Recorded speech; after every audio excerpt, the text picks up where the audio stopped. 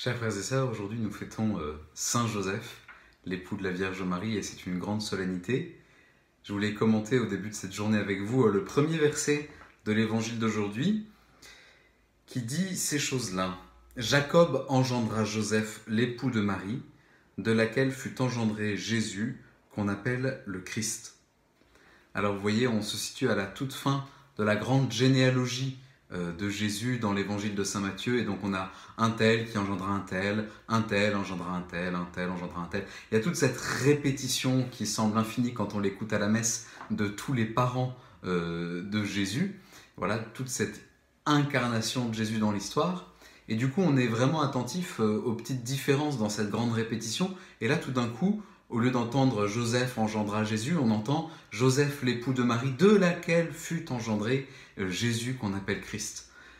Donc ça veut bien dire une chose, c'est que Joseph est vraiment le père de Jésus, au sens où c'est lui qui l'inscrit dans l'histoire des hommes, c'est lui qui lui donne d'être un homme au milieu de l'histoire de l'humanité.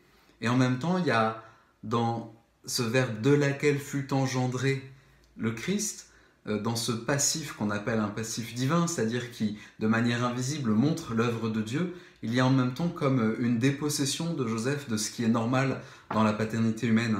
Et c'est pour ça que j'aime Joseph, et c'est pour ça que, très certainement, une des raisons pour lesquelles nous le fêtons avec beaucoup d'affection, c'est que Joseph nous montre que la paternité, la parentalité humaine, être père, être mère de ses enfants, quand on connaît le Christ, c'est quelque chose qui n'est pas simplement une possession. Quand nous connaissons le Christ, nous connaissons du coup que Dieu est Père. Et comme dit saint Paul dans la lettre aux Éphésiens, je plie le genou devant le Père de qui toute paternité au ciel et sur la terre tient son nom.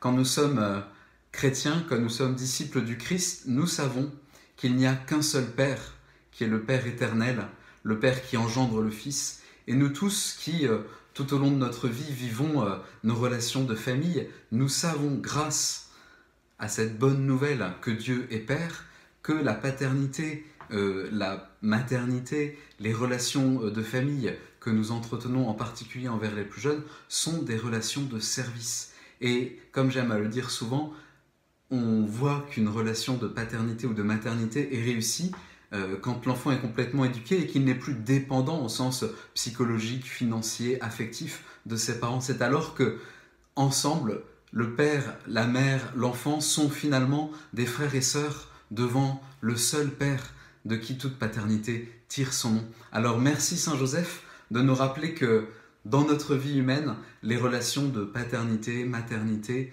sont des relations de service. Nous nous confions à ton intercession, très cher Saint Joseph, aujourd'hui.